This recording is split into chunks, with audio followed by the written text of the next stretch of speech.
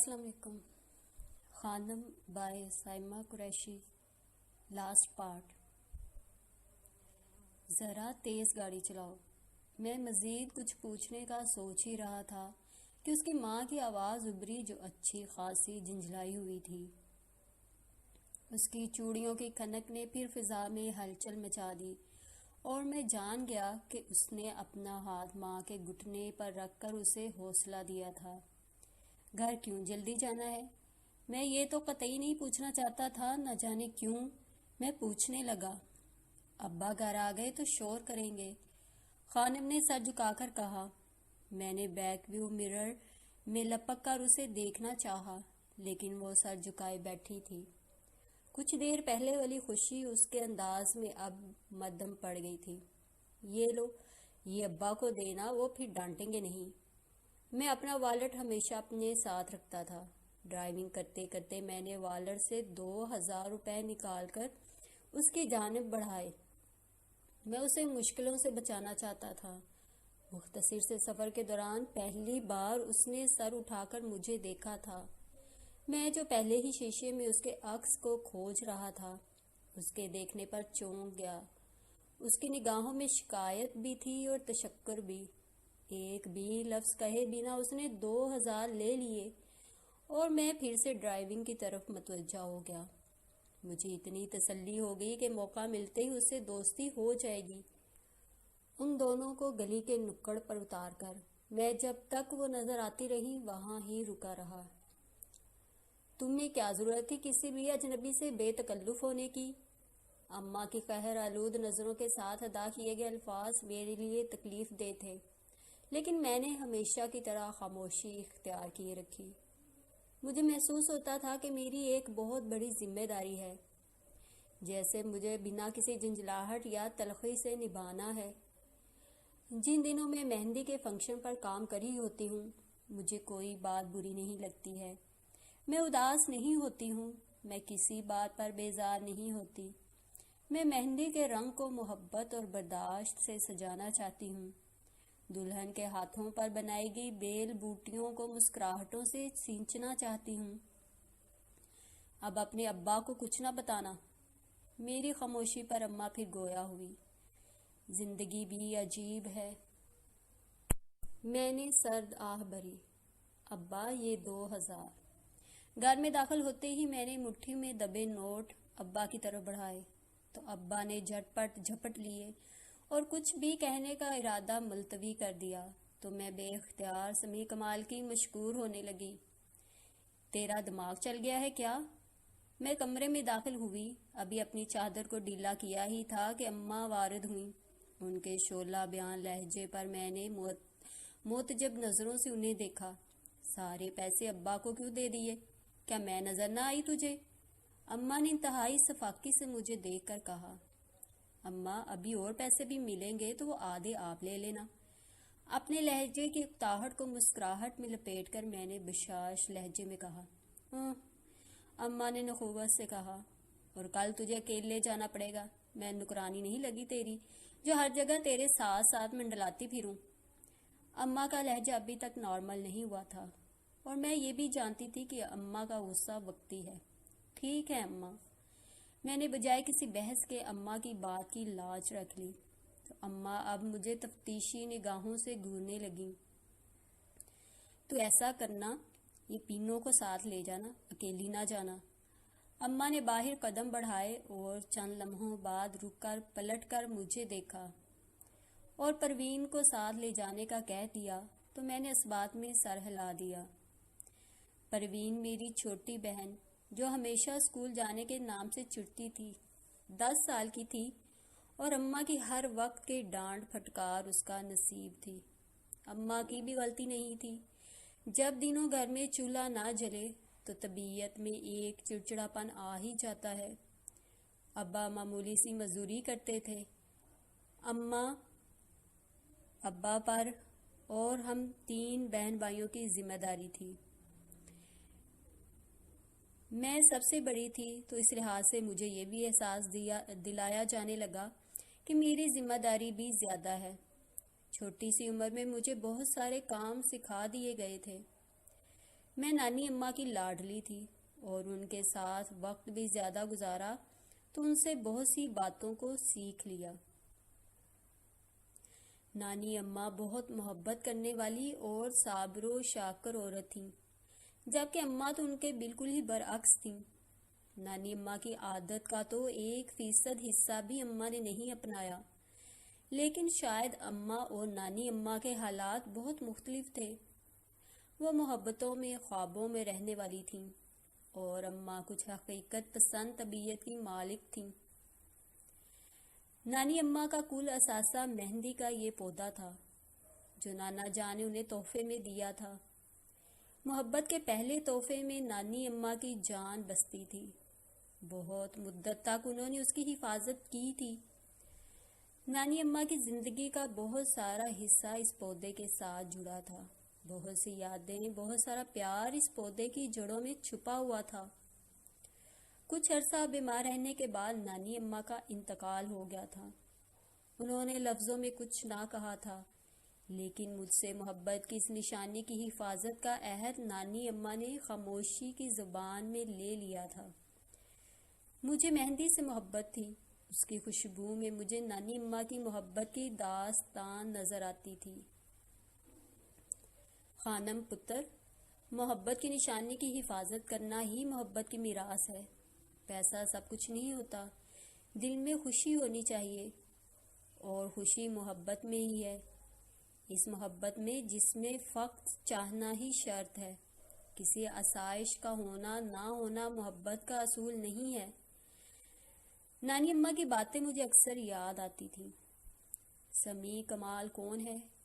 میں نہیں جانتی، لیکن نہ جانے کیوں مجھے ایسا لگنے لگا تھا جیسے وہ میری زندگی میں شامل ہو رہا ہے۔ محض چند دن کی سرسری ملاقات اور اس کی نظریں مجھے احساس دلا رہی تھیں کہ سمیع کمال کا تعلق بھی مہندی کے اس پودے سے ہے، محبت سے ہے۔ میرے خوابوں میں سمیع کمال کا بھی حصہ ہے۔ مجھے محسوس ہونے لگا تھا کہ سمیع اور خانم کے درمیان کوئی تعلق جنم لینے لگا تھا۔ سمیع، پلیز میری مدد کر دو۔ میں گھر میں داخل ہی ہوا تھا کہ اندلیب کی منت بھری آواز میری سماعت سے ٹکرائی۔ کہاں ہو تم؟ میں نے چاروں طرف دیکھا، لیکن وہ مجھے کہیں نظر نہ آئی تو میں نے آواز دے کر پوچھا، نور کے کمرے میں ہوں، آ جاؤ یہاں۔ اس کی آواز آتے ہی میں نے نور کے کمرے میں قدم رکھا۔ اندلیب اور نور بیٹھی خانم کی بکھری ساری چیزیں سمیٹ رہی تھیں۔ میرا دل ایک بار پھر دھڑکنے لگا تھا۔ اس خوشبو میں مجھے خانم کی خوشبو بھی محسوس ہونے لگی تھی۔ میں جو نور اور اندلیب کے کام نہایت بے دلی سے کیا کرتا تھا، یہ کام بہت گرم جوشی سے کرنے لگا۔ تم یہ پڑیاں سائڈ پر رکھ دو، باقی ہم سمیٹ رہی ہیں، نور نے بنا میری طرف دیکھے کہا تھا۔ اس کا مجھے نہ دیکھنا ہی میرے لیے بہتر تھا، ورنہ اس لمحے میرے چہرے پر صاف دیکھ پاتی کہ خانم دل میں آ بسی ہے۔ میں نے بہت محبت سے، احترام سے خانم کی ساری چیزوں کو دیکھا، ان سنگے مرمر کے پتھروں کو گھسیٹ کر سائڈ پر کیا تھا۔ اس پل ان سے اٹھتی مہک نے ایک بار پھر مجھے معطر کیا تھا، اور پھر میں اپنی دیگر مصروفیات کو پس پشت ڈال کر اپنی ساری توجہ خانم کی طرف مبذول کرنے لگا۔ اپنی زندگی کے اس تغیر پر میں خود بہت حیران تھا۔ شب و روز میں ایک انوکھا لطف محسوس ہونے لگا تھا۔ کام کرنے کے دوران بھی میں خوابوں میں رہنے لگا تھا۔ میں سمیع کمال، یعنی کہ مجھے محبت ہو گئی تھی۔ میں نے یہ اعتراف کرنے میں ذرا دیر نہ لگائی۔ خانم ایک بار پھر ہمارے گھر آئی ہوئی تھی۔ 7 دن مہندی لگانے میں صرف کیے اور جاتے ہوئے کمال ہاؤس کے سمیع کمال کو اپنے حصار میں جگڑ کر چھوڑ گئی تھی۔ نور کے ہاتھوں پر لگی مہندی خانم کی محنت اور محبت کا منہ بولتا ثبوت پیش کر رہی تھی۔ ہر کسی نے تعریف کی۔ خانم اور اس کی ماں کو بہت کچھ دلایا گیا۔ خانم خوش تھی، جبکہ میں واقعی بدل گیا تھا۔ وہ چلی گئی۔ اسے اب کسی اور دلہن کے ہاتھوں کو سجانا تھا، کہیں اور، کسی اور کی زندگی میں محبت کے رنگوں کو بکھیرنا تھا۔ کچھ لوگ بھول جاتے ہیں، کچھ یاد رہ جاتے ہیں اور کچھ لوگوں کو کبھی بھلایا نہیں جا سکتا۔ میرے شب و روز بھی بدل گئے تھے، کچھ نور کے چلے جانے سے اور کچھ خانم کے آ کر بھی نہ آنے سے۔ مجھے تو وہاں سے آنا ہی تھا، میرا وہاں رکنے کا کوئی جواز نہیں تھا۔ سمیع کمال تم کیا تھے، تم کیا ہو سمیع کمال؟ تمہاری نظریں تو مجھے روک رہی تھیں، لیکن تم سمیع کمال، تم نے مجھے نہ روکا۔ تو مجھے تو واپس آنا ہی تھا، میں وہاں رک نہیں سکتی تھی۔ میری زندگی کی یہ پہلی دلہن تھی جسے مہندی لگا کر میں خود بھی بدل گئی تھی۔ میں صرف دوسروں کی زندگی میں رنگ بکھیر رہی تھی۔ اس دلہن کے بعد نہ جانے کیوں میرے دل میں بھی ارمان جاگا، محبت کی چاہ کا، اپنے ہاتھوں پر بھی مہندی رچانے کا، اپنی زندگی میں بھی اس مہکار کی خواہش جاگی۔ سمیع کمال، سمیع کمال، سمیع کمال۔ میں بار بار اسے کیوں پکار رہی تھی میں نہیں جانتی۔ نانی اماں نے کہا تھا کہ سچی محبت میں بہت طاقت ہوتی ہے۔ آپ کی پکار پر محبوب کے دل میں ہلچل ضرور ہوتی ہے۔ سچے من کی سچی پکار اللہ میاں ضرور سنتے ہیں۔ پھر میں بھی اللہ میاں سے سچے من سے ایک سچی پکار کر کے بے فکر ہو گئی۔ دعائیں اتنی جلدی قبول ہو جاتی ہیں، میں نے کبھی سوچا تو نہ دیکھا تھا۔ میں اپنے آفس سے اپنی گاڑی میں نکلا، شدید گرمی نے بے حال کر رکھا تھا۔ میں نے گاڑی کا اے سی آن کیا تو رگوں پہ میں ایک تسکین کا احساس گردش کرنے لگا۔ میں نے گہری سانس لی اور گاڑی ڈرائیو کرنے لگا۔ مین روڈ پر میں نے دائیں طرف مڑنے کے لیے سگنل دیا اور جیسے ہی مڑنے لگا سڑک کنارے مجھے وہ نظر آئی، سفید چادر میں ملبوس، پریشان حال، پاؤں میں نیلے رنگ کی ہوائی چپلیں، ہاتھوں میں ایک بڑا سا بیگ۔ وہ شاید کسی رکشے کی منتظر تھی، اس کے ساتھ ایک چھوٹی بچی بھی تھی۔ میں نے جیسے ہی ٹرن لیا اگلے پل گاڑی اس کے سامنے جا کھڑی کی۔ شیشہ نیچے کرتے ہی میں نے اسے دیکھا، وہ بچی کا ہاتھ پکڑ کر بدک کر پیچھے ہٹی تھی۔ میں نے سن گلاسز اتار کر مسکراتی نظروں سے دیکھا تو ایک دم اس کے چہرے پر مجھے ایک سکون سا نظر آیا۔ اس کے چہرے کے تاثرات نے جہاں مجھے حیران کیا تھا وہاں بے تحاشا خوشی سے بھی نوازا تھا۔ آپ کیسی ہیں؟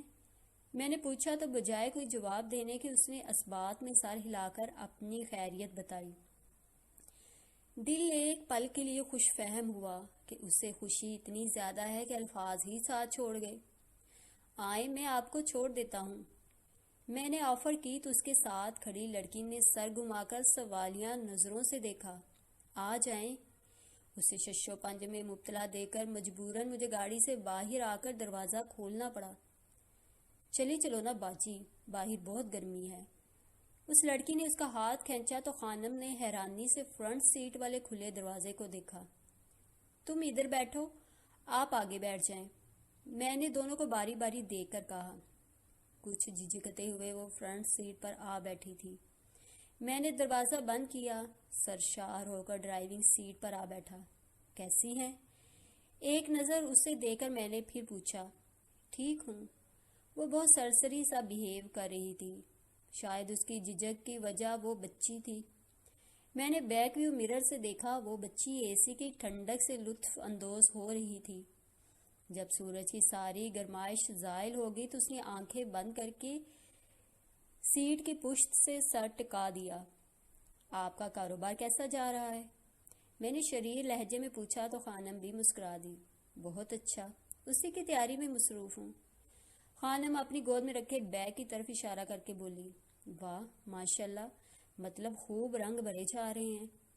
میں نے ڈرائیونگ کرتے اس کی طرف دیکھ کر ذو معنی انداز میں آہستگی سے کہا۔ میرا تو کام ہی یہی ہے۔ وہ اب گود میں رکھے اپنے ہاتھوں کو دیکھ رہی تھی۔ کاش، میں نے دھیرے سے کہا تو خانم چونک گئی۔ شادی میں دلہا کو بھی مہندی لگانے کی باقاعدہ ایک رسم ہونی چاہیے، میں نے اپنا خیال ظاہر کیا۔ مہندی تو صرف دلہن کا سنگار ہے۔ وہ دھیمی مسکراہٹ چہرے پر سجا کر میری بات سے لطف اندوز ہوئی۔ دلہے کا بھی تو کوئی سنگار ہونا چاہیے نا۔ میں نے سوالیہ نظروں سے اسے دیکھ کر استفسار کیا تو وہ سٹ پٹا کر رہ گئی۔ صحرا دلہا کا سنگار ہوتا ہے، اس کے لہجے میں ایک مسکراہٹ واضح تھی۔ میں اس کا جواب سن کر متاثر ہوا۔ ہمارے درمیان چھوٹی چھوٹی معنی خیز باتوں کا تبادلہ ہوتا رہا جو بہت فرحت بخش تھا۔ تقریباً 20 منٹ کی ڈرائیو کے بعد میں ان دونوں کو اسی گلی میں ڈراپ کر رہا تھا۔ وہ بچی گاڑی رکتے ہی نکل گئی۔ خانم نے بیگ اٹھایا۔ میں اسی کو دیکھ رہا تھا کہ اس نے الوداعی نظر مجھ پر ڈالی۔ ان نگاہوں میں بہت سے سوال پنہاں تھے، شناسائی کے رنگ، ایک پہچان کی رمق اور رک جانے کی آس، روک لینے کی امید۔ میں نے اپنا ہاتھ اس کی طرف بڑھایا۔ ذرا سی جھجک کے بعد اس نے اپنا ہاتھ میرے ہاتھ پر رکھ دیا۔ یوں ہمارے درمیان ایک معاہدہ نہایت خاموشی سے طے پا گیا، اور پھر ہماری اکثر ملاقاتیں ہونے لگی، محبت بڑھنے لگی۔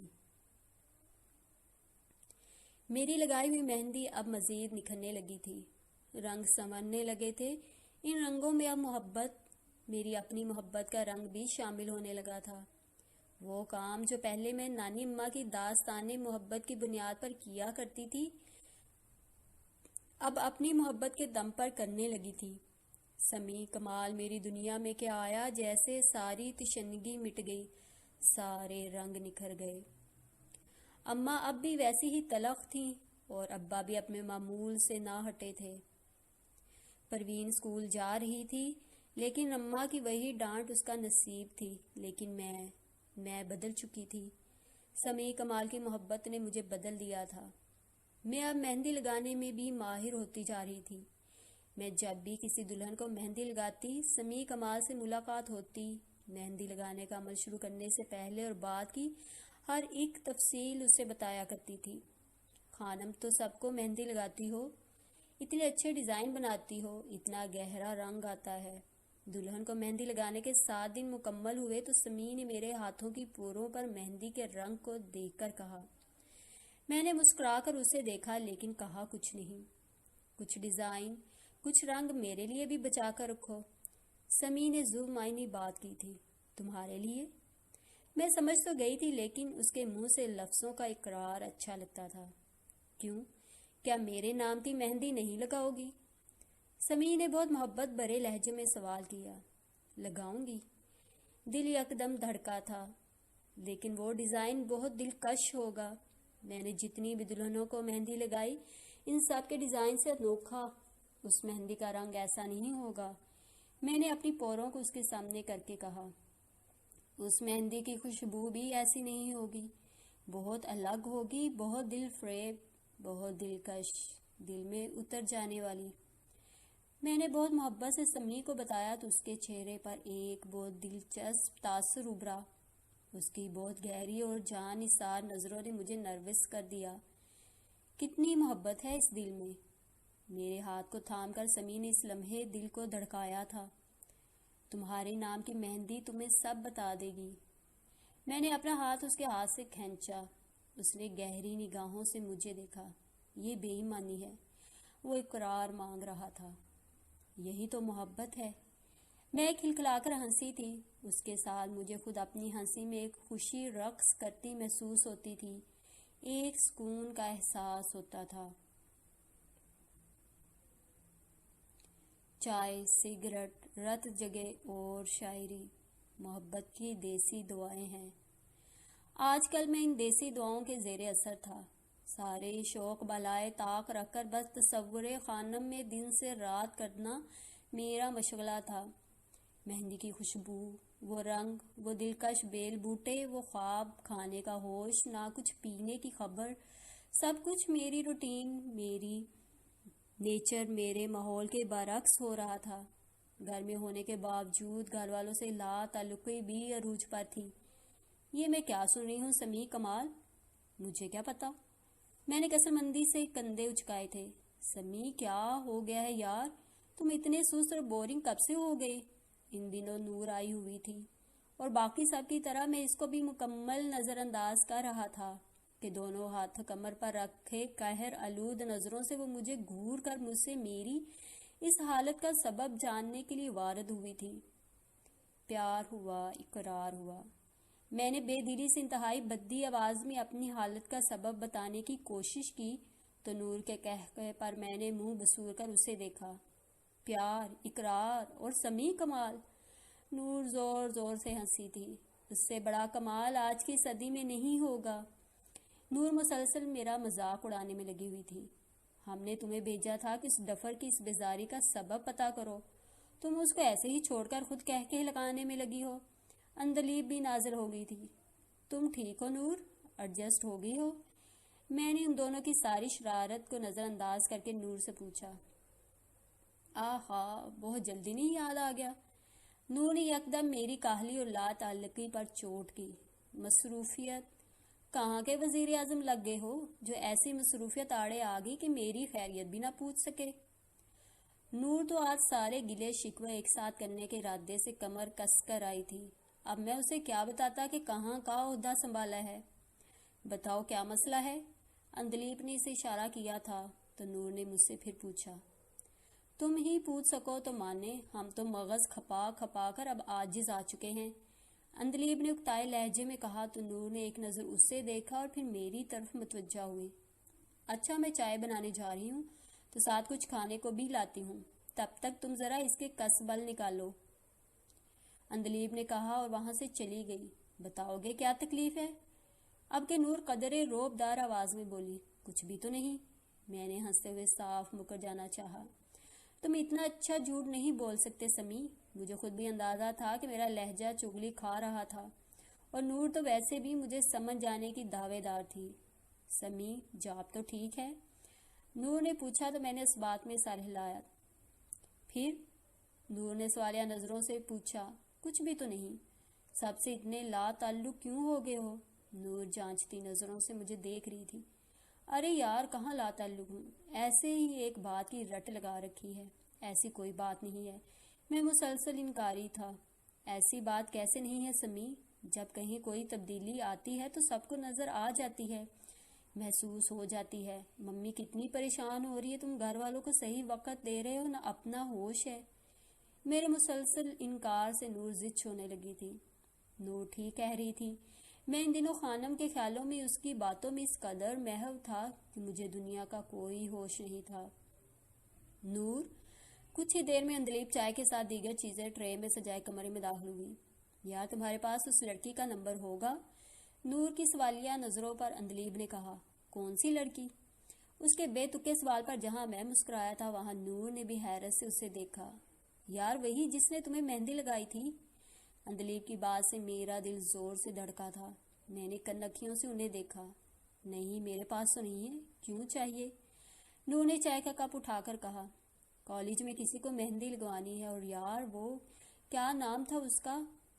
ہاں، خانم تو کافی مشہور ہو رہی ہے، بہت اچھی مہندی لگاتی ہے، اندلیب نے تعریف کی تو میرا سر خام ہی فخر سے بلند ہونے لگا۔ تم کیوں مسکرا رہے ہو؟ نور نے معتجب لہجے میں مجھ سے پوچھا تو میں چونک گیا۔ مجھے تو پتہ ہی نہیں تھا میرے چہرے پر مسکراہٹ دار آئی ہے۔ نہیں، کچھ نہیں، میں نے بھی اپنا چائے کا کپ اٹھا کر کہا۔ تم ہمارے ساتھ گئے تھے نا اس کے گھر، یاد ہوگا تمہیں؟ اندلیب نے مجھ سے پوچھا تو میں یکدم گڑبڑا گیا۔ مجھے نہیں یاد، میں ایک بار پھر مکر گیا۔ پھر ہم تینوں خانم کو یاد کرتے ہوئے چائے سے لطف اندوز ہونے لگے۔ جب جب نور اور اندلیب اس کی تعریف کرتی میری دھڑکنیں منتشر ہوتی، خوشی محسوس ہوتی اور اپنی محبت کی چوائس پر فخر ہوتا۔ میں نے خانم کے ذکر کے دوران حتی الامکان اپنا لہجہ سرسری رکھنے کی کوشش کی تھی۔ جب تک چائے پیتے رہے ماحول خوشگوار رہا، بہت ساری باتیں بھی ہوئیں۔ میں نے حسب معمول ان دونوں کو تنگ بھی کیا اور ہمیشہ کی طرح ان کو وقت دے کر زیادہ تو نہیں لیکن کافی حد تک ان کے گلے دور کر دیے تھے۔ اس دن کی جھاڑ، اندلیب اور نور کی مشترکہ ڈانٹ کے بعد میں نے ارادہ کر لیا تھا کہ نور آئی ہوئی ہے تو اس کے کانوں میں یہ بات ڈال دوں گا، اور اب میں موقع کی تلاش میں تھا اور خانم سے ملاقات بھی ضروری تھی۔ میں کمال ہاؤس میں خانم کا نام لینے سے پہلے اس سے اس بات کی اجازت لینا چاہتا تھا، کیونکہ میں اس کے حالات بھی جانتا تھا۔ میں یہ بھی نہیں چاہتا تھا کہ میری محبت اس کے لیے کسی قسم کی کوئی مشکل پیدا کر دے۔ 2 دن کے بعد ہماری ملاقات متوقع تھی۔ آج کل نور کی آمد کی وجہ سے میرے دن بھی کچھ مصروف تھے، اور میں اب اپنے آپ میں کچھ محتاط بھی ہو گیا تھا۔ کوشش کر رہا تھا کہ جب میں کمال ہاؤس میں موجود ہوں تو ذہنی طور پر بھی وہاں ہی پایا جاؤں۔ مجھے علم تھا کہ ان دنوں خاندم کسی دلہن کے ساتھ اس کی زندگی میں رنگ بھرنے میں مصروف ہے۔ بہرحال 2 دن ہیں، یقیناً جلدی گزر جائیں گے۔ میں نے اپنے آپ کو تسلی دی۔ میں فاصلے سمیٹنا چاہتا ہوں۔ ویسے تو سچے جذبوں کو کسی قسم کی لفاظی کی ضرورت نہیں ہوتی، لیکن پھر بھی اتنے دنوں سے شاعری پڑھ پڑھ کر مجھ میں اب لفظوں سے بھی زیر کرنے کا ہنر آ گیا تھا۔ خانم کے سامنے آتے ہی میں نے بے قراری سے کہا، کب تک تمہارے ہاتھوں پر صرف دوسروں کو لگائی گئی مہندی کے دھبے دیکھتا رہوں؟ حسب معمول دلہن کو مہندی لگانے کے بعد اس کے اپنے ہاتھوں پر بھی مہندی کے دھبے بنے ہوئے تھے۔ میں نے اس کے ہاتھوں کو دیکھ کر کہا تو وہ مسکرانے لگی۔ کوسے قضا کے دل نشین رنگوں میں لپٹی ایک دلکش شرمگی مسکراہٹ نے مجھے مسحور کیا تھا۔ یہ دھبے نہیں، محبت کے رنگوں کا عکس ہے۔ خانم نے دونوں ہتھیلیوں کو میرے سامنے ہوا میں بلند کر کے ان دھبوں کی طرف اشارہ کیا اور مدھم آواز میں کہا۔ میں نے اپنے سامنے اس کی ہتھیلیوں کو دیکھا جہاں جا بجا مہندی کے رنگ نمایاں تھے۔ ان کے درمیان خانم کا مسکراتا چہرہ۔ میں یکٹک دیکھتا چلا گیا اور پھر اس کی بلند ہوئی ہتھیلیوں سے اپنی ہتھیلیاں ملا دی۔ اس کی پلکیں جھک گئیں۔ میں گھر میں اب تمہارا ذکر کرنا چاہتا ہوں، میں نے اجازت طلب نظروں سے اسے دیکھ کر کہا۔ مجھے ایسے چھپ چھپ کر ملنا اب اچھا نہیں لگتا ہے۔ ہماری ملاقات پارک میں ہوئی تھی۔ اب ہم اپنی مخصوص بینچ پر براجمان تھے کہ میں نے خانم کی طرف رخ پھیر کر بیٹھتے ہوئے کہا۔ اس نے خاموشی سے سر جھکا لیا۔ اس کے لبوں کی مسکان، لرزتی پلکیں اور شرمگی انداز مجھ تک اس کا اقرار پہنچ گیا تھا۔ اس دن میں بہت خوش تھا، اتنا خوش کہ مجھے اپنے ہاتھ سے اپنی دھڑکنوں کو قابو کرنا پڑا، مبادا کوئی اس تیز رفتاری کی زد میں نہ آ جائے۔ نور کے واپس سسرال جانے کے ایک دن پہلے میں نے اسے اپنی محبت کی کہانی سنانے کا فیصلہ کیا تھا۔ پہلے تو شرارتی جملے بازی سے مجھے چھیڑنے لگی۔ وہ اس کا نام جاننے پر مصر تھی۔ میں نے اس کے رد عمل تک خانم کا نام راز میں ہی رکھا تھا۔ یہی سوچا تھا کہ اگر تو نور نے خوشی کا اظہار کیا تو خانم کا نام لوں گا، نہیں تو بات کو ٹال دوں گا۔ اچھا، تو اس لیے اتنی گہری خاموشی اختیار کی گئی تھی؟ نور نے معنی خیز مسکراہٹ سے مجھے دیکھ کر پوچھا۔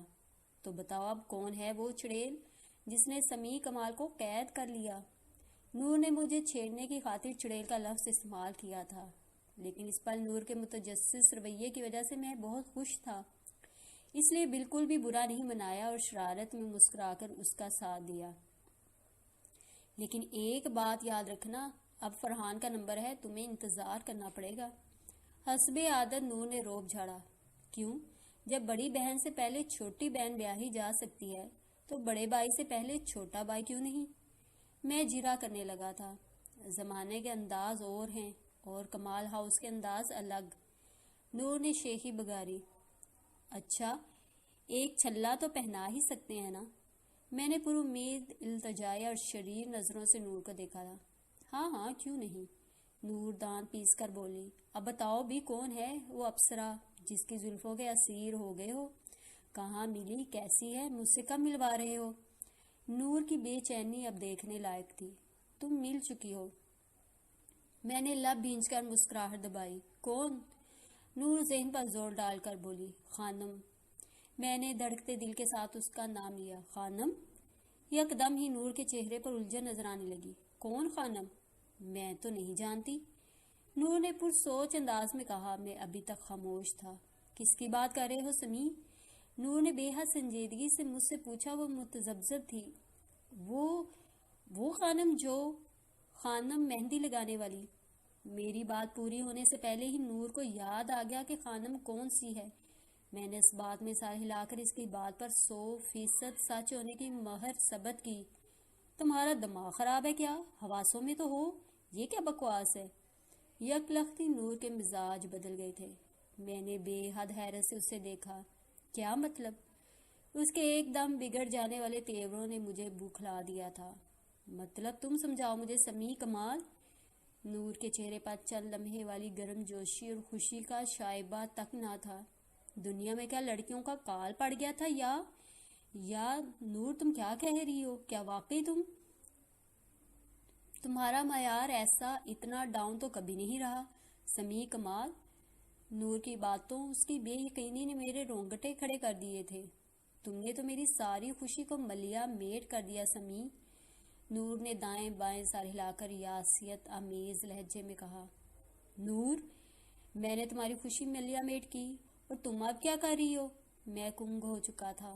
کہہ دو سمیع کمال کہ تم مذاق کر رہے ہو۔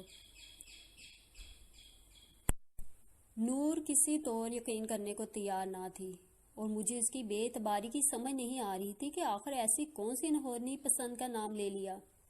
نہیں نور، یہ مذاق نہیں ہے، میں نے مضبوط لہجے میں کہا تو وہ قہر آلود نظروں سے مجھے دیکھنے لگی تھی۔ کیا ہو گیا ہے نور؟ ایسے کیوں ری ایکٹ کر رہی ہو؟ میرے لیے تو اس کا یہ رد عمل ناقابل یقین تھا۔ سمیع کمال کا اپنا سر پیٹ لینے کو جی چاہ رہا تھا۔ حد ہی ہو گئی، یعنی کہ مہندی لگانے والی سے تمہیں ایسا عشق ہو گیا کہ تم نے اپنے آپ کو مجنون بنا ڈالا۔ اس نے انتہائی ناگواری سے کہا۔ یہ کوئی ایسی بات نہیں ہے نور جو تم ہتھے سے اکھڑ رہی ہو، میں نے بھی اب تیوریاں چڑھا کر کہا۔ ہتھے سے میں اکھڑ رہی ہوں؟ سمیع کمال، میرا جی چاہ رہا ہے تمہیں شوٹ کر دوں یا خود زہر کھا کر فوت ہو جاؤں، نور نے رنجیدگی سے کہا۔ دوسرا آپشن زیادہ بہتر ہے، میں نے چڑ کر کہا تو اس نے ایک بار پھر ناک گونج چڑھائی۔ سمیع، اس بات کو یہیں ختم کر دو، ممی اور بابا تک یہ بات پہنچی تو ان کا بہت برا رد عمل ہوگا۔ کچھ دیر کی خاموشی کے بعد نور نے اپنے مشورے سے نوازا تو مجھے لگا میرے پیروں تلے سے زمین نکل گئی ہے۔ نہیں نور، یہ ممکن نہیں ہے، میں نے بے انتہا سنجیدہ لہجے میں اپنا فیصلہ سنایا۔ مجھے اندازہ ہو گیا تھا کہ یہ معاملہ اتنی آسانی سے پار نہیں چڑھے گا۔ سمیع کمال، خانم ایک مہندی لگانے والی ہے، نور میرے پاس آ کر قدرے چلا کر بولی۔ کیا ہوا نور، کیوں چلا رہی ہو؟ اسی وقت اندلیب بھی وہاں آ گئی۔ نور کے چہرے پر غم و غصے کے تاثرات کو دیکھ کر متغیر لہجے میں دریافت کرنے لگی۔ یہ ہمارے سمیع کمال ہے نا، انہیں جن کو عشق جیسی بیماری لاحق ہو گئی ہے، نور نے تیکھے اور طنزیہ لب و لہجے کے ساتھ اندلیب کو بتایا۔ تو میں اس کے اس روح پر سکتے کسی کیفیت میں مبتلا بس اس کو دیکھ کر رہ گیا۔ ریلی؟ کس سے؟ کون ہے؟ لیکن تم اتنے غصے میں کیوں ہو؟ اندلیب نے ہم دونوں کو دیکھ کر پوچھا۔ خانم سے، نور نے نخوت سے اس کا نام لیا۔ خانم کون؟ اندلیب بھی نہ سمجھی تو پوچھنے لگی۔ وہی مہندی والی جس کا تم اس دن پوچھ رہی تھی، اسی کے عشق میں مبتلا ہو گئے ہیں کمال ہاؤس کے یہ سپوت۔ نور تو نفرتوں سے بھری بیٹھی تھی اور میری حیرتوں میں مسلسل اضافہ ہوئے جا رہا تھا۔ خانم کا نام سن کر اندلیب کو بھی جیسے سانپ سونگھ گیا تھا۔ مجھے سمجھ نہیں آ رہی اس میں کیا برائی ہے، میں ان دونوں کے رویے سے ضد ہو کر جھنجھلا کر بولا۔ لو کر لو بات، یہ ہم سے پوچھ رہا ہے کہ برائی کیا ہے؟ نور نے اندلیب کی طرف دیکھ کر کہا۔ وہ بری لڑکی نہیں ہے یار، میں نے خانم کا دفاع کیا۔ یار اس کو سمجھاؤ، نور نے پیشانی پر ہاتھ مار کر اندلیب سے کہا۔ خانم مہندی لگانے والی کمال ہاؤس کی بہو کیسے بن سکتی ہے سمیع؟ اندلیب مدھم آواز میں بولی۔ تم دونوں اس بات کو خواہ مخواہ ایک منفی پہلو سے دیکھ رہی ہو۔ مہندی لگانا کوئی بری بات تو نہیں، وہ محنت سے کما رہی ہے کہ غلط طریقے سے تو سمیع کمال، اس کی فیملی، اس کا بیک گراؤنڈ، رہن سہن۔ نور، ہم لوگ اتنے تنگ نظر ہیں کیا؟ اندلیب کی بات کاٹ کر میں بولا۔ مجھے تو سمجھ ہی نہیں آ رہی تھی کہ میں ان کو کیسے قائل کروں۔ بات تنگ نظری کی نہیں ہے سمیع، خانم ہم لوگوں میں بہت مس فٹ ہے، ہم نے خود دیکھا تھا نا وہ کیسے علاقے میں رہتی ہے۔ نور اس قدر غصے میں تھی کہ اب مسلسل خاموش تھی۔ اندلیب نے تو اس کی تان ٹوٹنے نہ دی، جہاں پر نور نے اختلاف ختم کیے تھے اندلیب نے وہاں سے ہی شروع کر دیے تھے۔ تم دونوں نہایت بودھے اعتراضات کر رہی ہو۔ مجھے 1% بھی اندازہ نہیں تھا کہ میری پسند پر میری بہنیں ہی میرے خلاف ہو جائیں گی، لیکن میں نے یہ سوچ لیا تھا کہ ممی اور پاپا سے بات کروں گا۔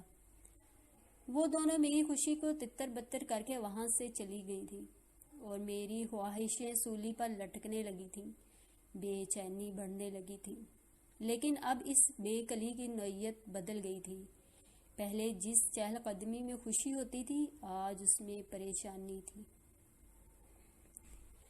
انتظار کتنا مشکل کام ہے، اس کا اندازہ مجھے اب ہو رہا تھا۔ دلی کیفیت کو لفظوں میں بیان کرنا، اپنے چہرے پر پھیلے محبت و خوشی کے رنگوں کو زمانے کی نظر سے چھپانا کتنا کٹھن مرحلہ ہوتا ہے، اب سمجھ آ رہی تھی۔ مہندی کے پودے سے مہندی کے پتے جو پہلے میں بس توڑ لیا کرتی تھی، آج ان کو توڑتے ہوئے اتنی احتیاط برت رہی تھی جیسے کانچ کے ہیں، اور ذرا سی بے پرواہی یا کوتاہی ان کو چکنا چور کر دے گی۔ اپنی باسکٹ کو پتوں سے بھر کر میں کمرے میں آئی، اپنی ساری چیزیں تیار کرنے لگی۔ آج شام ہی میں نے اپنی اگلی بکنگ پر کام کرنا تھا، ایک اور دلہن کو عرقِ گلاب کی خوشبو سے معطر کرنا تھا، اس کے سنگار کو مہندی کی مہکار سے 4 چاند لگانے تھے۔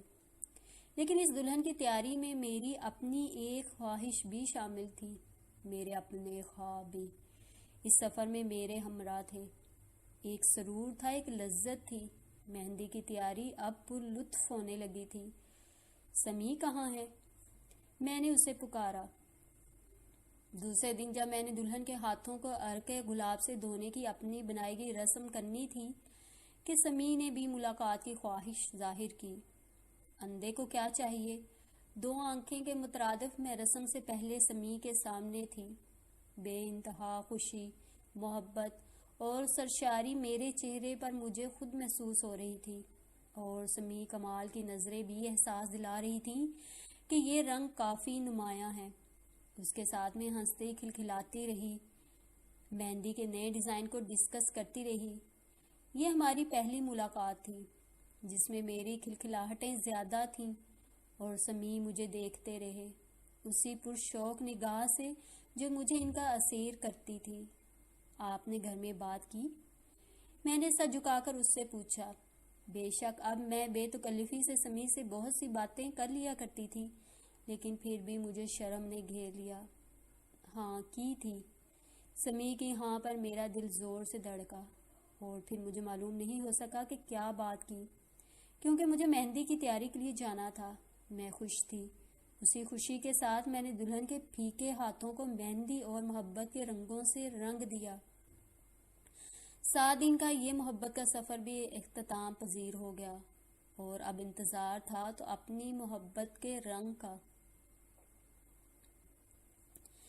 میں چاہنے کے باوجود خانم سے رابطہ نہ کر سکا تھا، اسے بتا نہ سکا کہ کمال ہاؤس کے قانون بہت سخت ہیں، اسے بتا نہ پایا کہ میری محبت کا مذاق بنایا گیا۔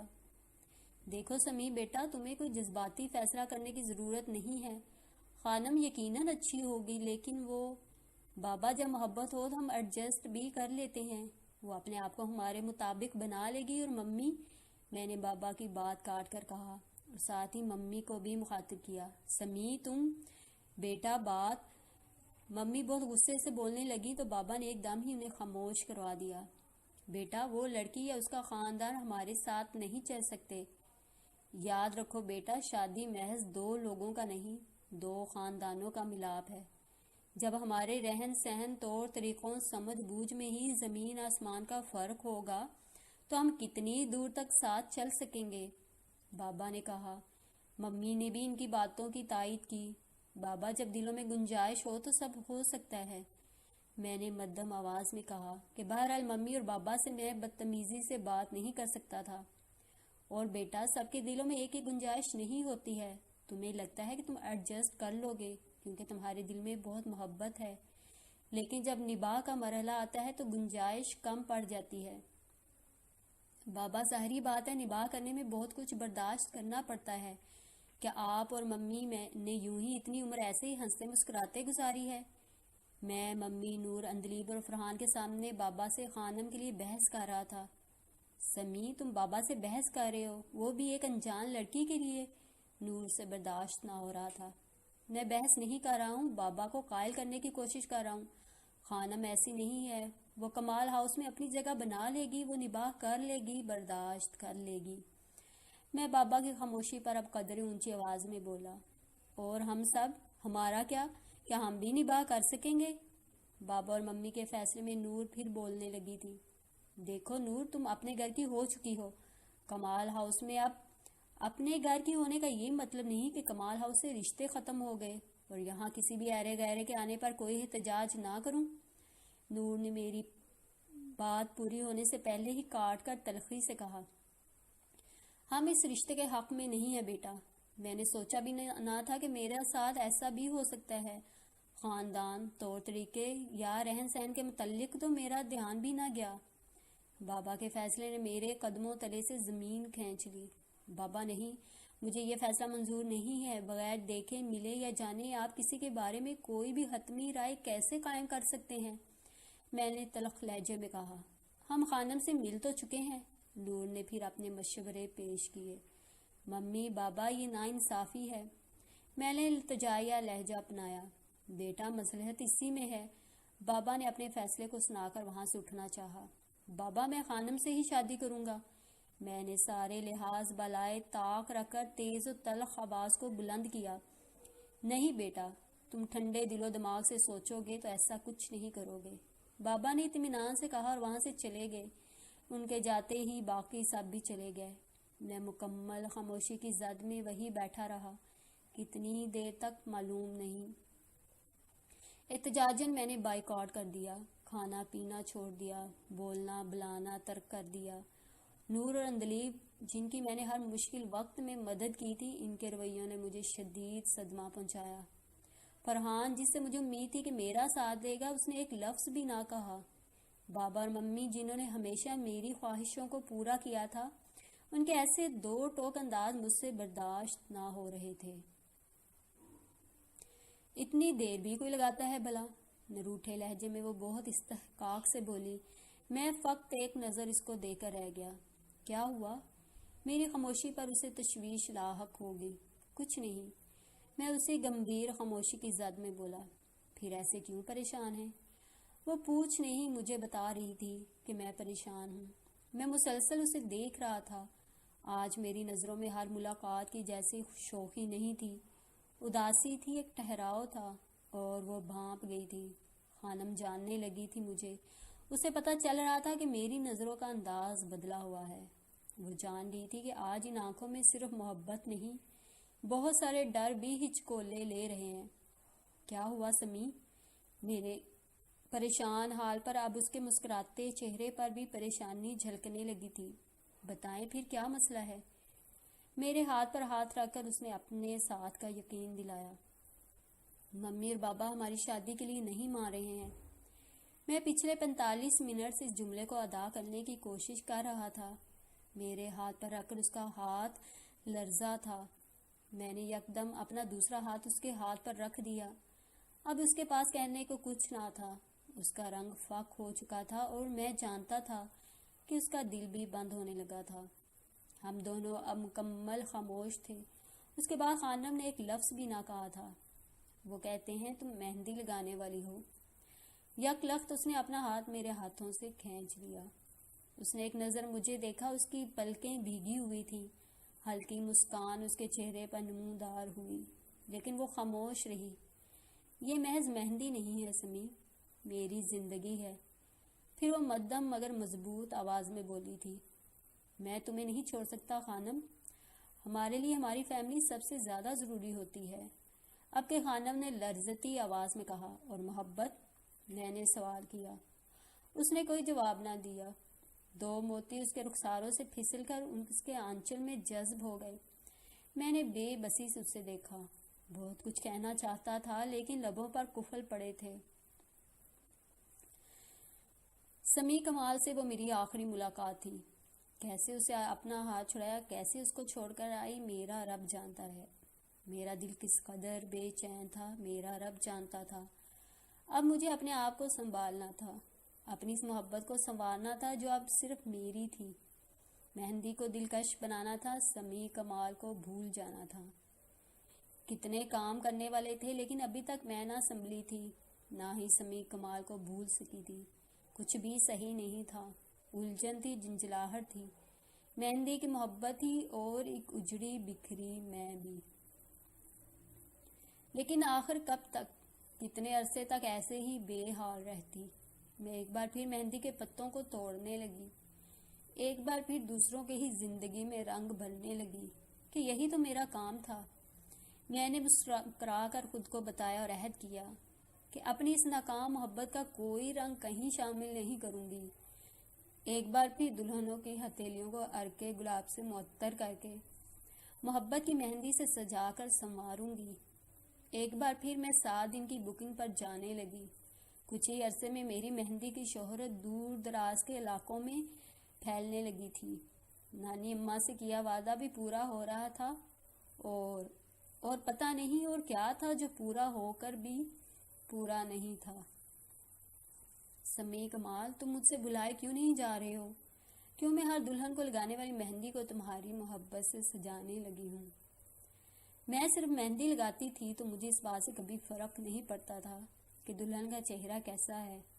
میرا مقصد صرف اس سنگار کو اعلیٰ بنانا تھا جس کے بغیر دلہن کا باقی سنگار پھیکا لگتا تھا۔ بکنگ کرتے وقت میں پہلا سوال یہی پوچھتی تھی کہ ہاتھوں اور پاؤں کی دیکھ بھال کرتی ہیں کہ نہیں، اور پھر 7 دن تک جو کمی ہوتی میں اپنے طریقے سے پوری کر کے مہندی لگانا شروع کرتی تھی۔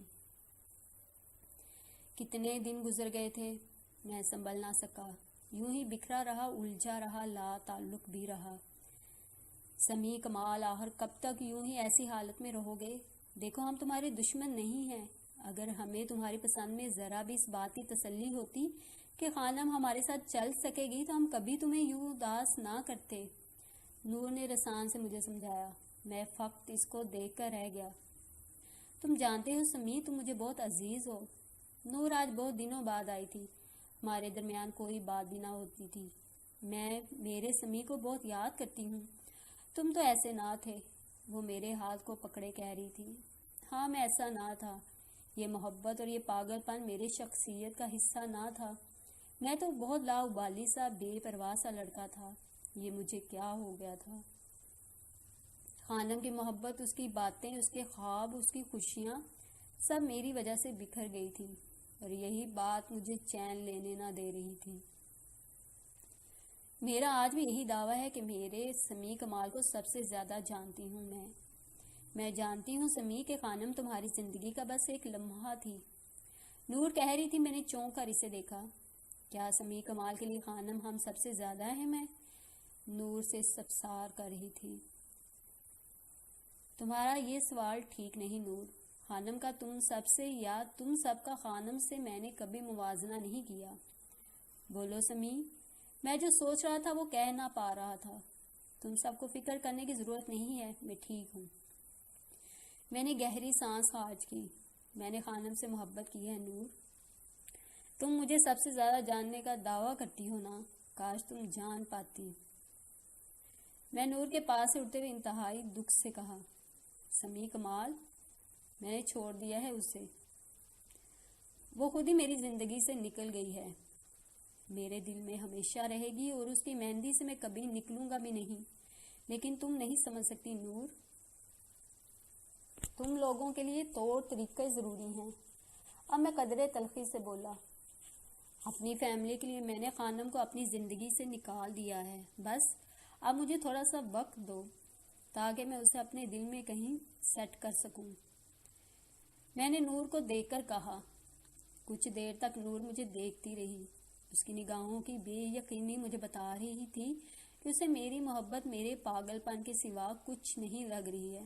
کچھ دیر بعد وہ وہاں سے چلی گئی۔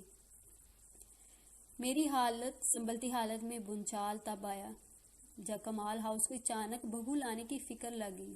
شاید یہ بھی نور کا آئیڈیا تھا۔ ایک بار پھر میرے احتجاج رائے گاں گئے۔ یہ نہیں کہ میں کوئی کمزور لڑکا تھا، یہ انکار نہیں کر سکتا تھا، لیکن میرے لیے ممی پاپا کی بات کا مان رکھنا واقعی بہت اہم تھا، اور پھر نہایت بے دلی اور بیزاری سے میں نے ان سب کی بات مان لی۔ اپنے کمرے میں اس کے سامنے بستر پر 2 زانو بیٹھا تھا۔ اس کے دونوں ہاتھوں کو تھامے میں نے اس کی ہتھیلیوں پر آویزہ مہندی کو دیکھا۔ وہ ڈیزائن دلکش تھا، پہلے کبھی نہ دیکھا تھا۔ وہ رنگ دل نشین تھا۔ مہندی کے ایسے انوکھے رنگ سے میں ناآشنا تھا۔ وہ مہک انوکھی تھی، ایسی خوشبو سے آج سے پہلے میں انجان تھا۔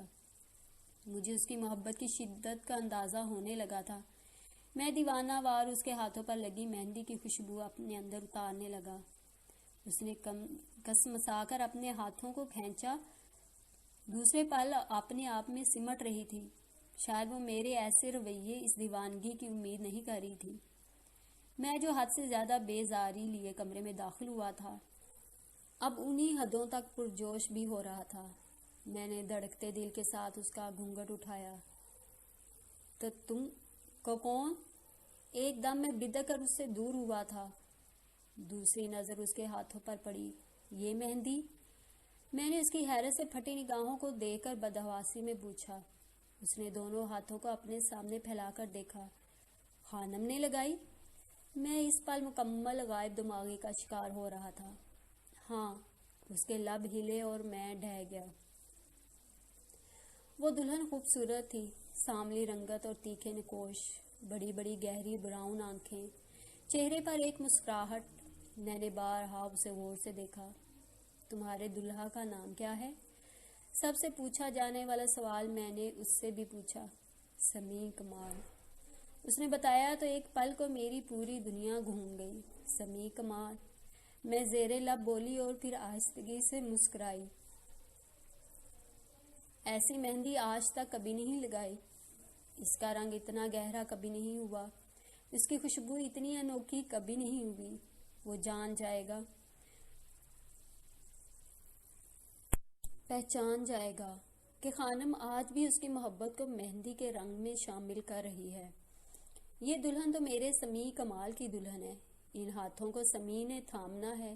ان قدموں کے ساتھ میرے سمیع کمال نے قدم ملانے ہیں. اپنی محبت کی شدت یہاں نہیں لٹاتی تو اور کہاں؟ ہاں، میں جان گیا تھا، پہچان گیا تھا خانم کی محبت کی گہرائی کو، شدت کو.